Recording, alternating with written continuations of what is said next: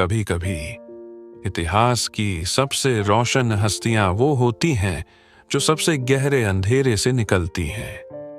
कभी किसी दरबार ने उन्हें नहीं पहचाना, न किसी किताब में उनका नाम पहले पन्ने पर था, मगर रूह की दुनिया में वो पहली थी। हाँ, यही थी राबिया अल बसरी, दुनिया की पहली महिला सूफी संत। राबिया का जन्म हुआ था 713 ईस्वी में इराक के शहर बसरा में, एक गरीब और धार्मिक परिवार में चौथी बेटी के रूप में। उसके पिता का नाम था फारिद और माता बड़ी श्रद्धालु महिला थी। घर में इतनी गरीबी थी कि जब राबिया का जन्म हुआ तब घर में दीप जलाने तक का तेल नहीं था। मगर उसके जन्म की रात सपनों में उसके पिता ने देखा कि नबी मोहम्मद साथे कह रहे हैं, तेरी यह बेटी अल्लाह की प्यारी बनेगी, उसकी पहचान दुनिया जानेगी। लेकिन नसीब आसान नहीं था। राबिया ने बचपन में ही अपने माता पिता को खो दिया और कुछ ही समय बाद वो एक गुलाम के रूप में बेच दी गई। जिस शहर में उसकी आत्मा को ऊंचाई पर जाना था, वहीं उसके जिस्म को जंजीरों में जकड़ा गया। बसरा के एक अमीर आदमी के घर पानी भरना, झाड़ू लगाना, मार सहना, यही उसका हर दिन बन गया। मगर एक बात थी, राबिया ने कभी खुदा से शिकायत नहीं की। उसने हमेशा कहा, अगर तू मुझे दुख में भी याद आ जाए तो दुख भी नेमत है। हर रात जब सब सोते, राबिया जागती। वो सजदे में बैठी रहती, नमी भरे लफ्जों में खुदा से बातें करती। या रब, तू मुझे देखता है ना, तो फिर मैं तन्हा नहीं हूं।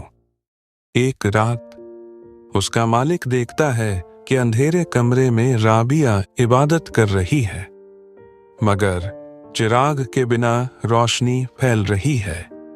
वो सिहर जाता है। सुबह होते ही वो कहता है, तू अब मेरी गुलाम नहीं, तू आजाद है।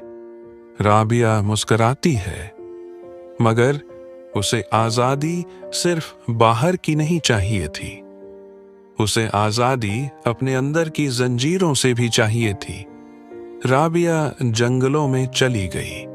ना कोई घर, ना कोई साथी, ना कोई संपत्ति, बस खुदा और उसका प्रेम। राबिया ने कभी शादी नहीं की।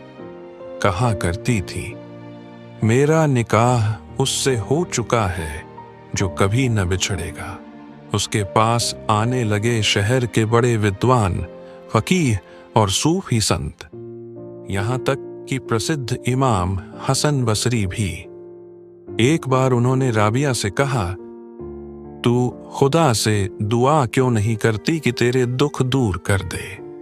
राबिया बोली, मैं उससे क्यों कहूं? जब वो जानता है तो मुझे मांगने की क्या जरूरत। एक दिन लोगों ने राबिया को देखा, एक हाथ में मशाल और एक हाथ में पानी का घड़ा लिए दौड़ रही थी। लोगों ने पूछा, ये क्या कर रही हो?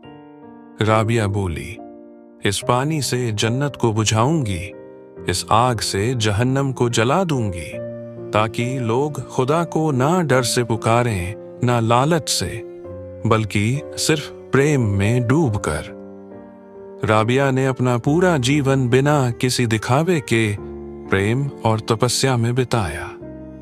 वो कहती थी, मैं उस खुदा को चाहती हूं जो किसी रूप में नहीं बंधता, वो जो मेरे हर सांस में बसा है।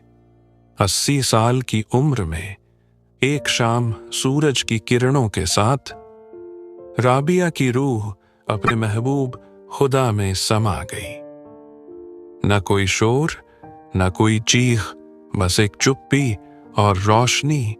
राबिया अल बसरी, वो जो औरत होकर मर्दों के बनाए हर बंधन से ऊपर उठी, वो जो प्रेम को इबादत और इबादत को मोहब्बत बना गई।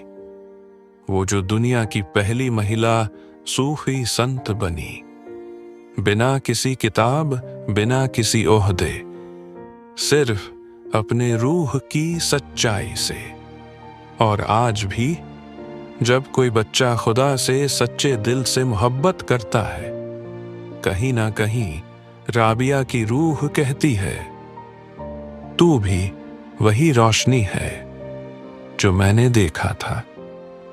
राबिया कहती थी, मुझे वो खुदा चाहिए जो मेरी रूह से भी ज्यादा मेरे करीब है। न वो जन्नत की राह में है, न मस्जिद के दरवाजे पर। वो तो वही है जहां मैं खुद को भुला दूं। और यही था उसका सफर, खुद को भुलाकर खुदा में खो जाने का सफर। कई लोग खुदा को डर से पुकारते हैं, कुछ इनाम की उम्मीद में सजदे करते हैं, मगर एक औरत थी जो कहती थी, अगर मैं तुझे जन्नत की लालच में पूजूं तो मुझे उससे वंचित कर दे, और अगर मैं तुझे जहन्नम के डर से पूजूं तो मुझे उसमें डाल दे। लेकिन अगर मैं तुझे सिर्फ तेरे लिए पूजूं तो मुझ पर अपनी रहमत बरसा। यही थी राबिया अल बसरी की इबादत, एक ऐसी इबादत जिसमें न इनाम था न सजा, सिर्फ मोहब्बत थी। और राबिया कहती थी, मेरा रब इतना करीब है कि जब मैं उसे पुकारती हूं तो आवाज बाहर जाने से पहले वो उसे सुन लेता है। वो कहती थी, जब रूह रोती है तो खुदा सुनता है, और जब रूह चुप हो जाती है तो खुदा बोलता है। उसके लिए खुदा मस्जिद की दीवारों में नहीं था, वो उस खामोशी में था जहां इंसान खुद को खो देता है और सिर्फ खुदा बचता है।